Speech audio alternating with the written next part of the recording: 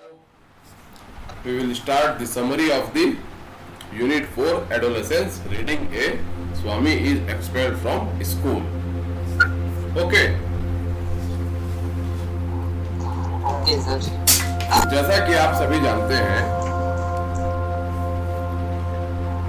the Unit 4 deals with the adolescence theme. Adolescence, जिसका अर्थ है किशोरावस्था। ठीक है ना? अब यह किशोरावस्था यह कौन सी अवस्था है? हमारे ये तीनों पाठ किशोरावस्था से ही संबंधित है। किशोरावस्था अपने आप में दो शब्दों से मिलकर बना है, किशोर धन अवस्था, मतलब किशोरों की अवस्था। और यह वास्तविक अवस्था किनकी है? किन्हें किशोर माना जाता है? आप लोगों को। You are now entering in the phase of adolescence. आप लोग अब एडोलेसेंस या किशोरावस्था की स्थिति में पहुंच रहे हैं। तो इन तीन पाठों के माध्यम से हम यही जानेंगे और हमें यही बताने का प्रयास किया गया है कि यह अवस्था कितनी महत्वपूर्ण है। इन अवस्थाओं में हमारी मन स्थिति किस प्रकार की होती है, हम कैसे विचारों से जूझते रहते हैं, इन सब के बारे में हम एक एक करके तीनों लेसन्स के बारे में कुछ हद तक जानने का प्रयास करेंगे। Now come to the reading A. Swami is expelled from school. Reading A. Swami is expelled from school. इस कहानी में क्या हुआ? अंत में स्वामी को स्कूल से निकाल दिया गया। इसीलिए इस कहानी का नाम है Swami is expelled from school. Swami school से चला गया।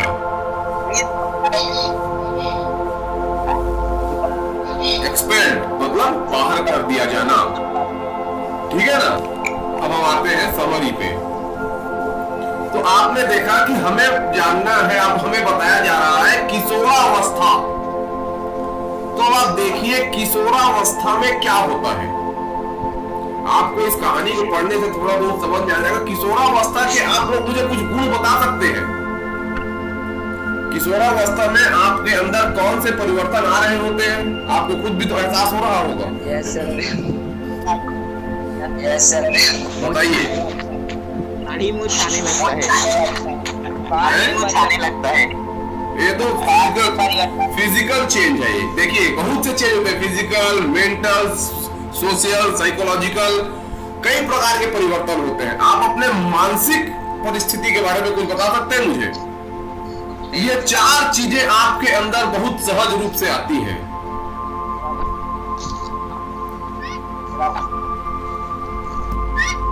सहजता,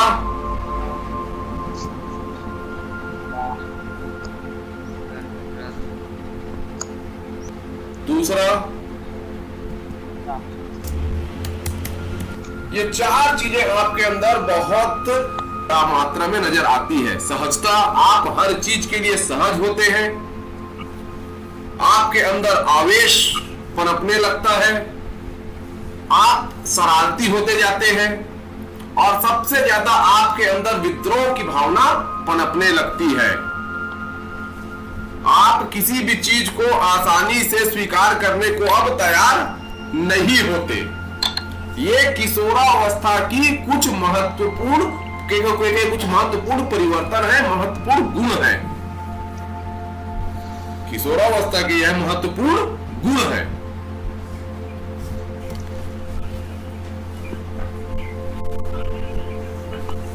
अब इस पाठ में आपके साथ यही हो रहा है। देखिए स्वामी के साथ क्या हो रहा है। यही कुछ भावनाएं हैं जो स्वामी के में दिख रही है। ये तो पहला चीज हो गया। अगर if we talk about the Swami in centre, अगर हम स्वामी को केंद्र में लेकर बात करें तो ये बातें दिखेंगी।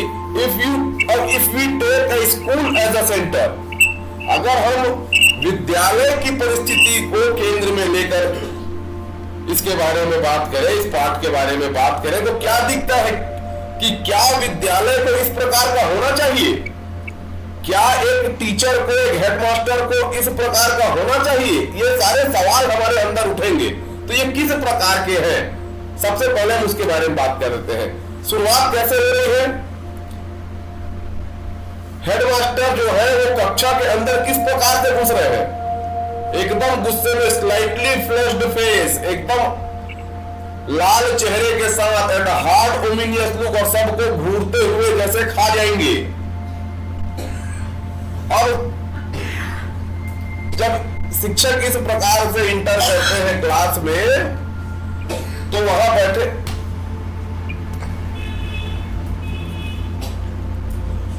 बैठे स्वामीनाथन को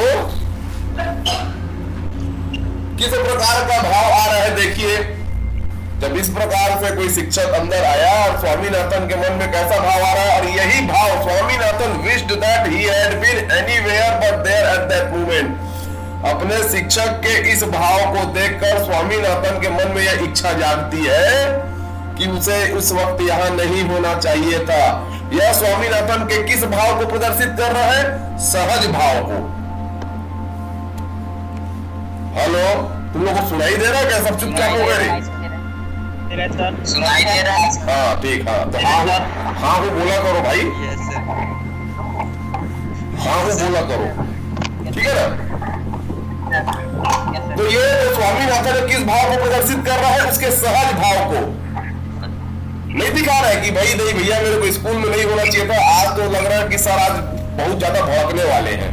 अभी हमको नहीं मालूम है कि स्वामीनाथन के अंदर ये भाव क्यों आया है। और इसके बाद शिक्षा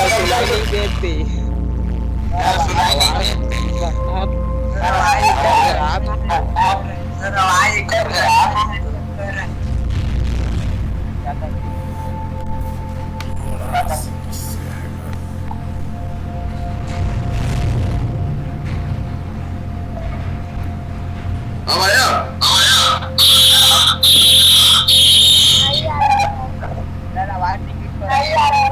अभी भी नहीं है? अभी रिपीट हुआ, रिपीट यार। अभी एक मिनट रुको, मेरे को अभी से लीव करना पड़ेगा ना, फिर उसके लिए दिक्कत तो यही फंस जाता है। तुम लोगों का बीमारी जानने के लिए मेरे को कुछ काम करना पड़ता है, वो भी नहीं हो पाता है।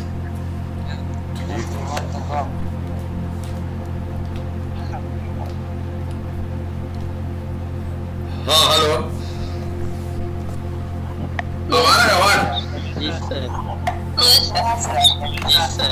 अब तो आवाज क्लियर है यार।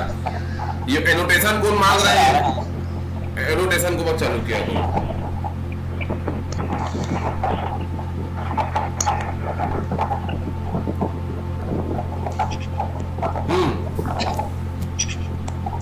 अब हुआ क्लियर? यस सर, आ गया।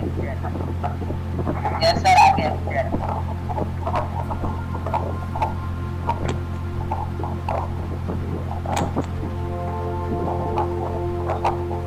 Hello Dolly Sahu, Dolly Sahu, Dolly Sahu, Dolly Sahu, yes sir. Yes sir. क्यों एनोटेशन मांग रही हो तुम? क्या कंटेंट शेयर करना चाहती हो? बंद करो उसको, फिर चालू।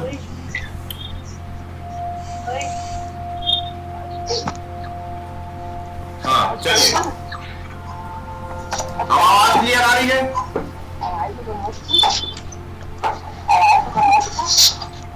नहीं आ रही है आवाज? मैं इसीलिए खुद को भी अपना खुद का आवाज सुन रहा हूँ यार, सब साफ साफ आ रहा है, तुम लोग नहीं आ रहा है बोलते हो। चलिए ठीक, हाँ तो क्या हो रहा है? हेडमास्टर बड़े ही गुस्से से कमरे में घुसते हैं, कक्षा में घुसते हैं, बड़े ही ओमिनियस लुक, ज्वलंत नजारे के साथ, एकदम जैसे किसी को खा जाएंगे उस प्रकार से सबको देखते हैं। और उस वक्त स्वामीनाथन के मन के भाव को थोड़ा सा आप देखिए वह यह सोच रहा है कि मुझे यहाँ इस वक्त नहीं होना चाहिए था, और यही उसके सहजता को प्रदर्शित करता है। ठीक है।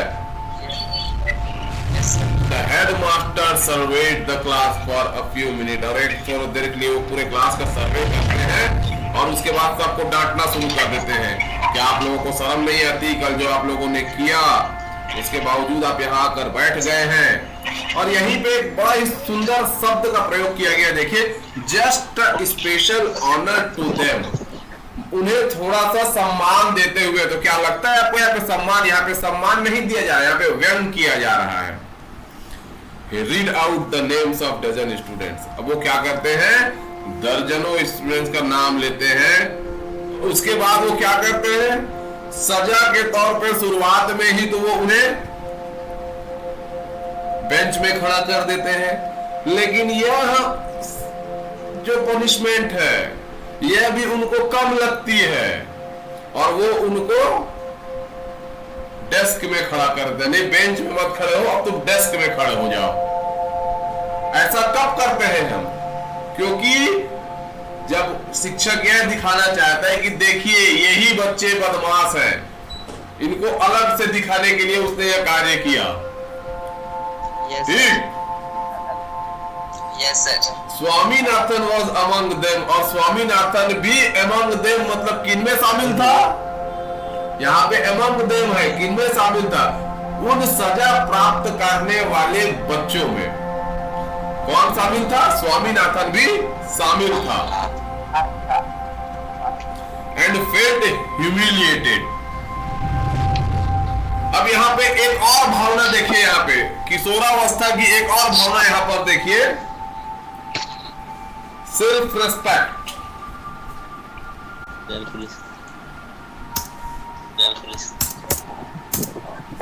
आत्मसम्मान की भावना आई ना यहाँ पे। फेल्ट ह्यूमिलेटेड, अपने आप को प्रताड़ित सा महसूस कर रहा था। एट दैट एमिनेंस, किस एमिनेंस में? जो कहा गया स्पेशल ऑनर टू देम, वो जो सम्मान उन्हें दिया जा रहा था, वो जो महानता उन्हें बताई जा रही थी, क्योंकि वो वास्तव में उनकी महानता नहीं बताई जा रही थी, उन्हें अपराधी घोषित किया जा रहा था। Then they were lectured। उसके बाद टीचर ने क्या किया? उन्हें कुछ लेक्चर दिए, उन्हें कुछ भाषण दिया।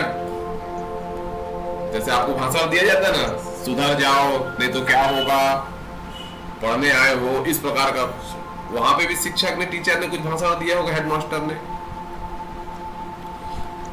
अब जब ये सब चीज हो गया, उनको खड़ा कर लिया गया, तो एक एक करके सभी से क्या मांगा गया? एक्सप्लेनेशन मांगा गया कि आप लोग बताइए भाई, आप लोग अपने अपने भाई उन्होंने क्या किया है। वो कल स्कूल नहीं आए थे, तो नहीं आने का कारण बताइए, एक्सप्लेन कीजिए विस्तार से। तो अब यहां पर फिर देखिए किशोरावस्था की एक और स्थिति आपको नजर आएगी, बहानेबाजी। बहाने। अब हर कोई अपना अपना कारण बता रहा है और आपको लगता है क्या वो कारण सही होगा? किशोरावस्था की यह मन स्थिति आपको हर लाइन में देखने को मिलेगी। कोई बोलता है कि मुझे सर दर्द था, कोई बोलता है मेरा पेट दर्द था, एक ने तो हद ही कर दी। क्या बोल रहा है? अरे मैं आ रहा था सर स्कूल, खत्म हो गई, आ रहा था सर मैं स्कूल, लेकिन मुझे किसी ने बोल दिया कि आज स्कूल नहीं लगेगा। अच्छा। इस प्रकार से उसने, मतलब एक जने उसको बोल दिया कि आज स्कूल नहीं लगेगा, तो साहब स्कूल ही नहीं आए। लेकिन इस सारे, अब देखिए, अब यहाँ पे एक और आपको स्कूल लाइफ की एक घटना बता रहा है, समझ लीजिए। स्कूल लाइफ पे क्या होता है कि आप अपने शिक्षक को बेवकूफ समझते हैं कि हम उसे आसानी से मूर्ख बना लेंगे, लेकिन यहाँ पे एक चीज और है कि teacher is always a teacher. आप उसे इतनी आसानी से मूर्ख नहीं बना सकते। क्यों? क्योंकि जैसे ही सब अपना अपना समस्या बता रहे हैं, एक्सप्लेनेशन दे रहे हैं, टीचर उनसे पूछ रहे हैं, अच्छा आपका सिर दर्द था, मेडिकल सर्टिफिकेट लेके आइए। मेडिकल सर्टिफिकेट लेके आइए मतलब डॉक्टर से लिखवा के लाइए कि हाँ भाई आपको सिर दर्द कर रहा था, आप बीमार थे, तो आप डॉक्टर के पास तो गए होंगे, आप उससे लिखवा के ले आओ। और ये जिसको क्या बोलते हैं, बंदे को कोई रोक दिया था, वे मेरे को कोई मना कर दिया कि स्कूल नहीं है, अच्छा ठीक बात है, कोई बात नहीं, मतलब तुम किसी का ही बात मान लोगे। अरे थोड़ा देर स्कूल आ जाते, पता कर लेते स्कूल लग रहा है कि नहीं लग रहा है। और जब चोरी पकड़ी जाती है तो क्या होता है? No answer.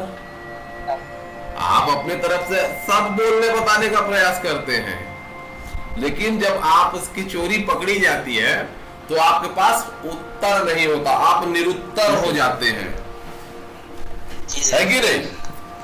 Sir yes sir.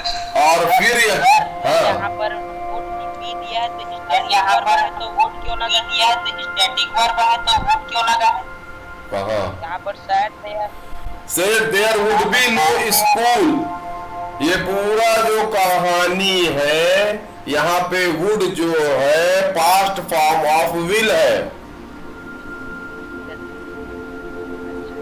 अगर आप आज स्कूल जा रहे हो और मैं आपसे बोलूंगा तो there will be no school बोलूंगा, लेकिन ये बोल रहा है कि कल मुझे ऐसा कहा, तो कल उससे बोला अरे today there will be no school, तो आज हम बताएंगे इसको देयर वुड, तो पास्ट फॉर्म हो गया ना विल का, वो विल का पास्ट फॉर्म है। विल का पास्ट फॉर्म। हाँ सर, विल का पास्ट फॉर्म भाई, क्योंकि अगर प्रेजेंट में बोलते तो देयर विल भी बोलते, लेकिन आप कहानी बता रहे हो पास्ट में, तो देयर वुड भी होगा ना, विल का पास्ट फॉर्म बन गया ना। Yes sir. वहाँ पर ना बी लगा है तो यस सर, वहाँ पर ना बी लगा है तो स्टैटिक वर्ब है, तो कैसे उसमें ये आगे में स्टैटिक वर्ब लगा है नहीं सर, तो ये आगे में स्टैटिक वर्ब लगा है नहीं सर, तो मैं ना ये यहाँ पे पास्ट हैबिट के बारे में बात नहीं कर रहे हैं हम, स्टैटिक और इसकी क्या बोलते हैं, एक्शन वर्ब और स्टैटिक वर्ब का खेल तब देखेंगे, वो रूल कब लागू होगा जब हम पास्ट हैबिट्स के बारे में बात करेंगे। ये पास्ट हैबिट के बारे में बात नहीं कर रहा है, ये पास्ट इवेंट के बारे में बात हो रही है। एक विल का और यूज है, बोला था ना, will is being used as a past form of will, would is being used as a past form of will. Will को पास्ट फॉर्म, वुड को पास्ट फॉर्म ऑफ विल के रूप में भी प्रयोग किया जाता है। ये पास्ट फॉर्म ऑफ विल है। यहाँ पे पास्ट हैबिट्स के बारे में बात नहीं हो रही है, इस बात को ध्यान में रखिएगा। वुड के, विल और वुड के बहुत से प्रयोग है, ठीक है ना। इस समय कौन सा प्रयोग है, यहाँ पे कोई ऑफरिंग नहीं हो रही है, यहाँ पे कोई परमिशन नहीं हो रही है, ये सीधा सीधा एक अफर्मेटिव सेंटेंस है जो कि पास्ट फॉर्म में है, ठीक है ना।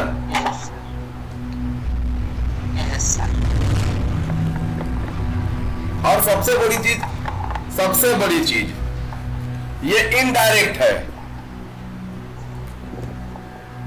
Who said there would be no school? क्योंकि यहाँ पे told him that there would be no school है, ये देखो यहाँ पे है ना, told him that there would be no school। वो भी अगर डायरेक्ट फॉर्म में होता तो यहाँ पे कैसा लिखा था, चलो इसको भी तुमको बता दूं मैं, ये डायरेक्ट इनडायरेक्ट है, ये जो है ये इनडायरेक्ट है।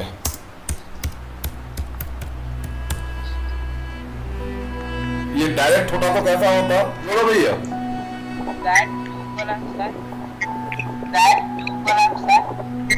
अरे बाप रे, क्या बोला है ये, बोल someone had told him that, ये है ना,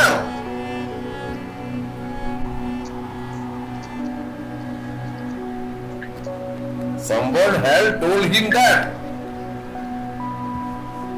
तो वो इनडायरेक्ट फॉर्म बोला कि किसी ने उससे कहा, वो बता रहा है ना। देखो इनडायरेक्ट फॉर्म क्या होता है, जब आप किसी की बात को बताते हो, बोलने वाला बोलता है, जैसे समवन को हम राम मान लेते हैं, इसको समवन ही रहने दो, चलो। समवन से there will be no school, ये डायरेक्ट फॉर्म है, ये डायरेक्ट स्पीच है नहीं? जी सर। भाई सीधे सीधे जो आदमी बोले उसे डायरेक्ट बोलते हैं। ये समवन उससे ऐसा बोला होगा, there will be no school, अरे आज तो स्कूल नहीं है। अब वो अपने टीचर को बता रहा है कि मुझे एक जने ने ऐसा कहा, ठीक है ना। तब इसलिए यहां पर उसका इस्ताबिये जब ये पास्ट फॉर्म में हो गया, ऐसा बोला था, तो जैसे ही ये हम डायरेक्ट स्पीच पे जाएंगे तो ये देयर वुड बी हो जाता है। ये इसका विल का पास्ट फॉर्म हो गया, ये विल का पास्ट फॉर्म हो गया, ये ठीक है ना। और वही चीज यहाँ पे टीचर के साथ भी हो रही है। The headmaster replied that if he was going to listen every loafer who said, मैं यहाँ पे someone के जगह में every loafer हो गया, वो someone को एक लोफर हो गया जो कहे there would be no school। ये इनडायरेक्ट फॉर्म है, आई बात समझ में? ठीक।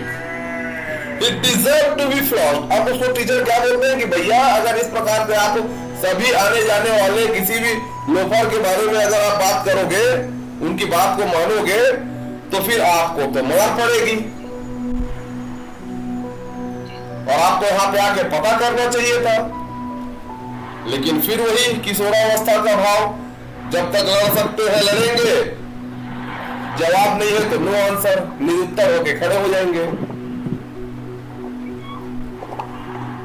वही हुआ, और यहां पर फिर सजा सुनाई गई। स्कूलों में जैसा अक्सर होता है, सजा सुना दी गई कि भाई ठीक है, 15 दिन के लिए आपको सस्पेंड किया जाता है और 2 रुपए फाइन लगाई जाती है। इस प्रकार सब अपना अपना, और एक का आप बहाना सुन लीजिए, एक ने तो और भयानक बहाना रख दिया। क्या बहाना रख दिया? मेरी दादी मर गई।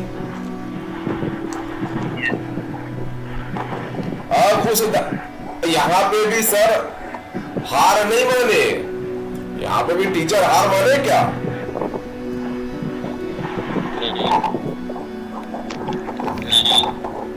यहाँ पे भी टीचर हार नहीं माने। वो उससे क्या बोले, अच्छा तो अपने पिताजी से लिखवा के लाओ। अब यहाँ पे देखिए, यहाँ पे ऐसे बच्चे भी आपको देखने को मिलेंगे जो प्रखर बुद्धि के होते हैं। अब वो बच्चा भी हार नहीं मान रहा है। किशोरावस्था में कई प्रकार की मनोभावनाएं आपको देखने को मिलेंगी। वो बच्चा भी हार नहीं मान रहा है ना, क्या बोल रहा है? मेरे तो पिताजी ही नहीं है। अच्छा तो तुम्हारी गार्डियन कौन है? तुम्हारा पालन पोषण कौन करता है? गार्डियन का मतलब पालक। तुमको पाल कौन रहा है? वो तो मेरी दादी माँ। अच्छा लेकिन वो तो मर गई। अब देखिए यहाँ पे एक क्वेश्चन टैग भी है। ये जो है वो क्वेश्चन टैग है। देखिए was she not, बट जैसे हम लोग बात करते हैं ना, क्वेश्चन टैग का मतलब क्या होता है? कल तुम अकलतरा गए थे? नहीं गए थे क्या? ये क्वेश्चन टैग होता है। वही है, but the grandmother was dead, was she not, वो तो मर गई है कि नहीं? ये वही क्वेश्चन टैग है। क्वेश्चन टैग में क्या करना रहता है? जो भी हेल्पिंग वर्ब है उसके साथ नॉट लगा देना रहता है, और ये जो आपका सब्जेक्ट है उसे जरूरी नहीं है बीच में लगो। यहां पे वजन सी भी हो सकता था, वजन सी, ठीक है ना?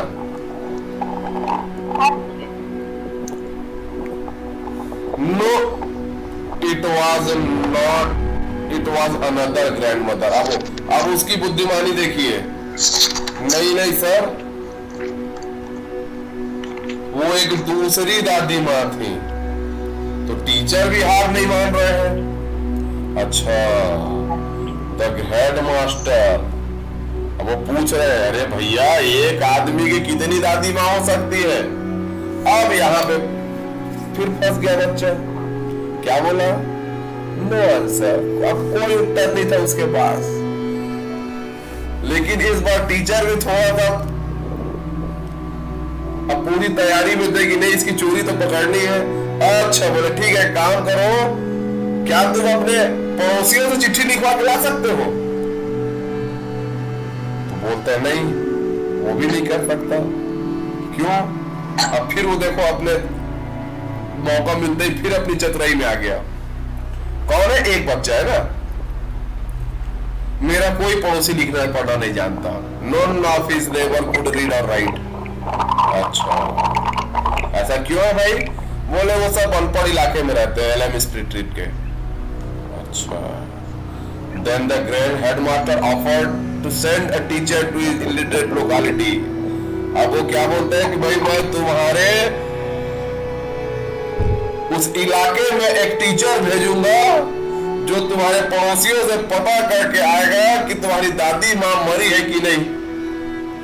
अब उस बच्चे के साथ क्या होता है? अपाउस। अब उसके में चुप्पी छाती है।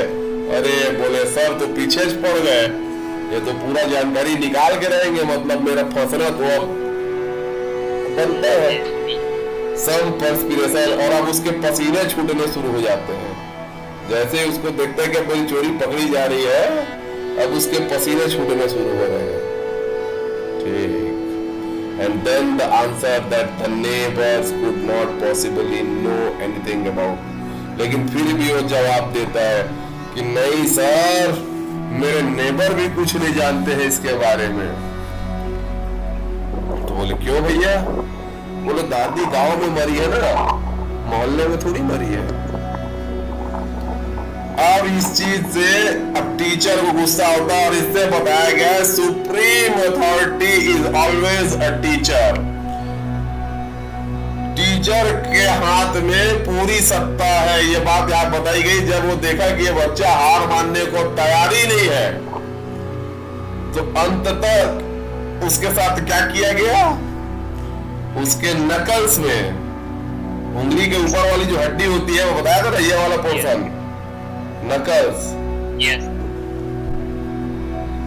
उसमें फिर बेत पड़ती है। ये क्या बता रहा है कि अगर आप सही तरीके से अगर आप हार नहीं मानोगे तो भैया सुप्रीम अथॉरिटी तो टीचर के पास में तुमको तुम्हारी पूजा होने की पूरी संभावना है।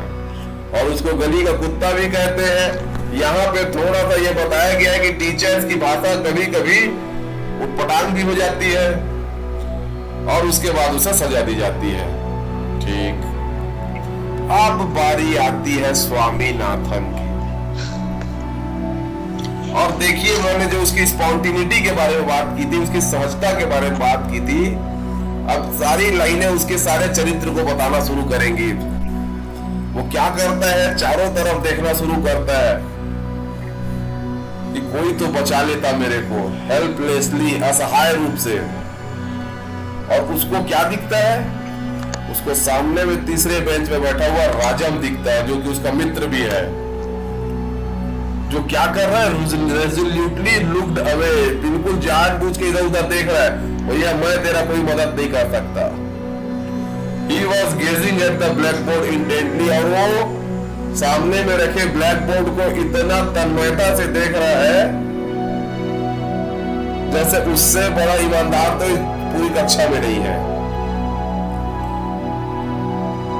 लेकिन फिर भी उसका जो गुलाबी कान है, अब ये गुलाबी कान क्या बता रहे हैं? गुलाबी कान यह बता रहे हैं कि अभी उसको मार तो नहीं पड़ी है, लेकिन डर में उसका कान लाल होना शुरू हो गया है। जैसे हम लोग डरते हैं तो अगर कान से गर्मी छूटनी शुरू हो जाती ना, ये भाव उसको बता रहा है। और वो स्वामीनाथन को साफ साफ दिख रहा है। और ये स्वामीनाथन के लिए बड़ा ही असहनीय नजारा बन गया। भैया सबको मार पड़ रही है, सब डर में कांप रहे हैं। स्वामीनाथन के अंदर भय का संचार होना शुरू हो जाता है। यही उसके सहज और सरल भाव को प्रदर्शित कर रहा है, जो कि किशोरावस्था में बहुत आम सी भावना है। स्वामीनाथन क्या था, वाज इन एक्यूट सस्पेंस, एकदम वो शंका में भरा हुआ है कि मैं सिर को उठाऊं, घुमाऊं, इधर उधर देखूं, मतलब मेरे को दिखे मत, क्योंकि अगर इस प्रकार का कुछ मेरे साथ हुआ तो मैं तो भैया गिर जाऊंगा। तो भैया कोई तो मेरे को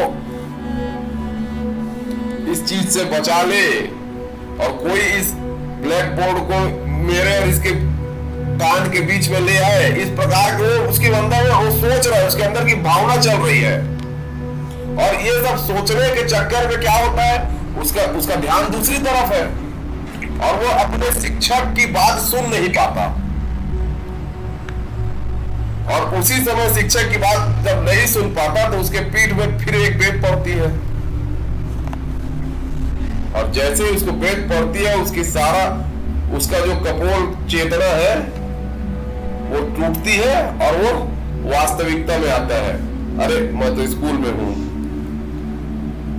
प्रश्न पूछा जाता है उससे हेडमास्टर के द्वारा, हाँ भैया, why did you keep away yesterday, आप कल क्यों नहीं आए थे। अब देखिए यहाँ पे स्वामीनाथन का इंपल्सिव जो आवेशित होना है, या उसके अनुमान का आवेश दिखा रहा है। वो पहले तो ये सोचता है कि सीधा सीधा मना कर दूं कि भैया मैं तो कल आया था, मैं कल एब्सेंट नहीं था। लेकिन फिर चेतना का भाव दौड़ता है, कैसे बोलूं, अटेंडेंस रजिस्टर तो सामने रखा है। वो ना हूं करता है, और फिर जवाब खड़ा हो जाता है। आई वॉज स्टोन्ड, बता रहा है कि मैं एकदम पत्थर के समान खड़ा हो गया। अब उसके बाद उसके अंदर की भावनाएं देखिए, उन अजीब सोच रहे हैं। ये बोल दूं कि कोई मेरा टोपी लेके जला दिया, 4 आदमी मेरे पकड़ के मार रहे थे, मैं एक आदमी को जेल भेज दिया, किसी को अंग्रेजों का गुलाम बोला, किसी को गुलामों का गुलाम बोला। इस प्रकार के वो एक्सप्लेनेशन देने का सोच रहे हैं, उसके मन में स्ट्रीम्ड इनटू हिज हेड। देखिए वो बोल नहीं रहा है, ये शब्द बता रहे हैं, स्ट्रीम्ड इनटू हिज हेड। उसके मन में यह इस विचारों की जो तरंगे हैं कि इस प्रकार का मैं कोई बहाना बना दूं, ये उसके अंदर दौड़ने लगा। And which event at that moment he was discreet enough not to express, और यही वह समय था कि वह कुछ नहीं बोल पाया। क्या बोलना उसके समझ में ही नहीं आया। अब दूसरी बार उसकी इच्छा हुई कि भाई मेरे सर दर्द है, लेकिन समस्या ये थी कि सर दर्द का बहाना पहले ही कोई बना चुका था।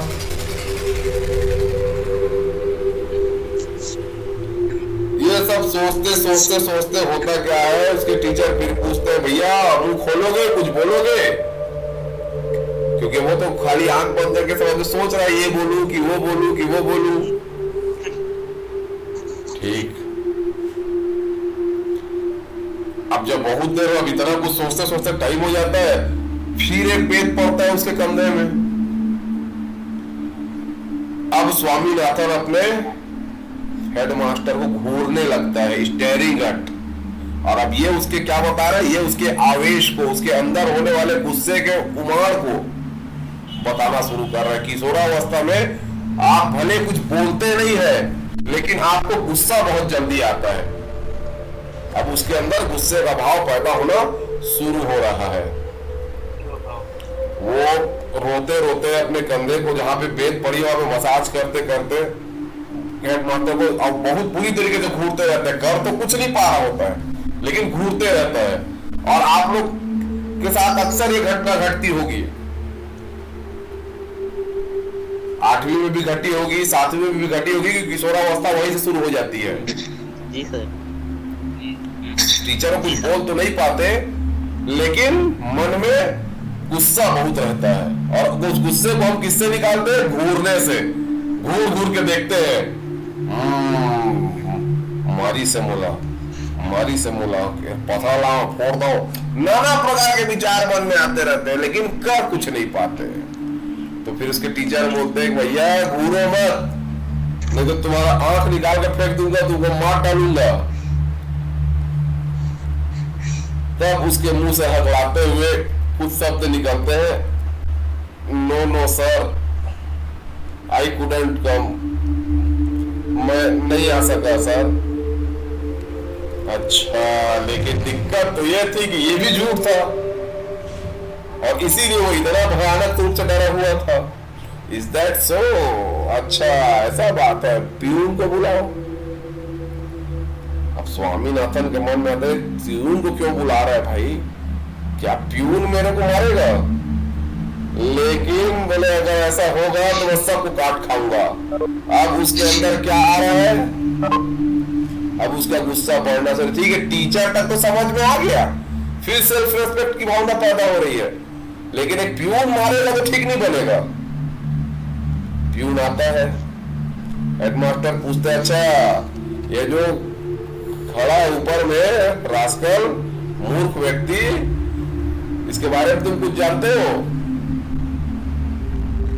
अब प्यून भी अपना मौका तो मिला, अपना ताव दिखाता है, एकदम सिनिस्टर लुक से गुर्राते हुए देखता है उसको, जोर से बोलता है didn't I see you break the page, क्या मैं कल तुमको कांच तोड़ते नहीं देखा था? गुरुजी भी जोड़ते हैं साथ में, वो मेरे वेंटिलेटर रूम का था, मेरे रूम का वेंटिलेशन था।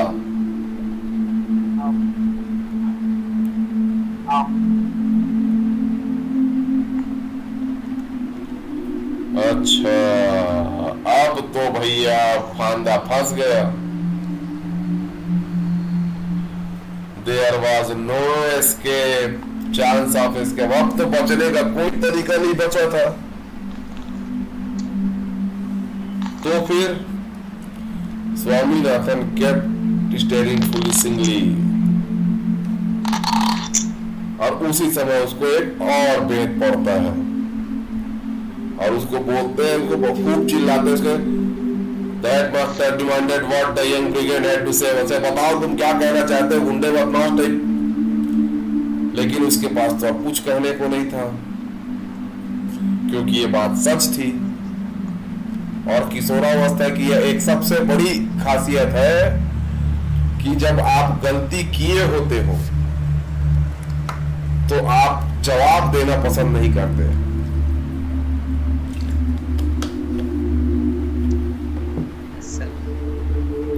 अब थोड़ा सा था, अब वो चाहता तो था कि मैं इसका कर दूं, लेकिन अब उसका कोई मतलब नहीं था, तो he didn't care to deny charge। अब उसके अंदर क्या आ गया, अब ये वाली भावना आनी शुरू हुई। अब भाई ये जो पेन तोड़ना क्या बताया, उसकी शरारत को बताया, जो उसने कांच तोड़ दिया वो उसके नॉटीनेस को बताया।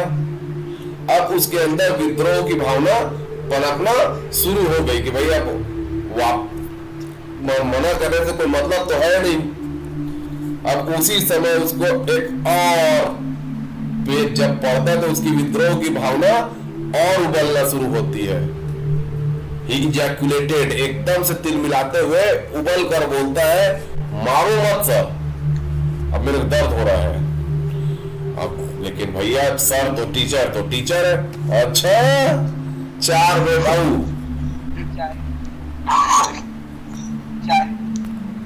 और यही पे चुपचाप खड़े रहो और ये मूर्ख टाइप का मेरे को देखो मत जब तक मैं तुमको स्कूल से निकाल न दूं। मतलब अब उसको स्कूल से निकालने की घोषणा हो जाती है। जो पूरा शरीर उसका जलते रहता है। He had a sudden flood of courage, उसके अंदर फिर साहस का एक तूफान सा आता है जो कि उसकी निराशा से निकले रहता है कि बचने का कोई रास्ता तो है नहीं, गलती तो मैं किया हूँ, मानने वाले ये है नहीं।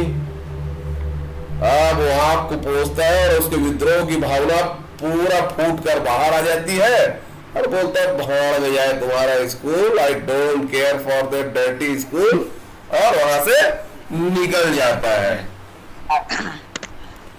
तो पूरी कहानी का जो सार ये थे आर के नारायणन की, आप लोगों ने दूरदर्शन में आपने सुना होगा, देखा तो नहीं होगा, आर.के. नारायण जी की जो कहानियां है वो मालगुडी डेज के नाम का एक गांव की रचना किए थे। उसी में कहानी स्वामी एंड फ्रेंड्स, ये वास्तव में एक किशोरावस्था से जूझते हुए एक बच्चे की कहानी है कि उनके मन में किस किस प्रकार के भाव आते हैं। और आपने इस पूरी कहानी में देखा कि केवल स्वामी ही नहीं, हर बच्चे के अंदर किस प्रकार के भाव रहते हैं किशोरावस्था में। और ये और सबसे बड़ी बात है, इसका समरी का कंक्लूजन अगर ये निकाला जाए कि क्या ठीक है बच्चे बदमाशी तो करते हैं, लेकिन स्कूल से उन्हें निकाल दिया जाना या उन्हें इस प्रकार से बेइज्जत किया जाना या उन्हें इस प्रकार से शारीरिक रूप से प्रताड़ित किया जाना क्या सही होगा, या एक प्रश्न यह कहानी छोड़ देती है। यह प्रश्न यह कहानी छोड़ देती है। आपको क्या लगता है? अब आप अपने विचार मुझे लिख कर भेजेंगे कि कैसा होना चाहिए। ठीक है, that's it all with your summary. Tomorrow we will discuss about question answer.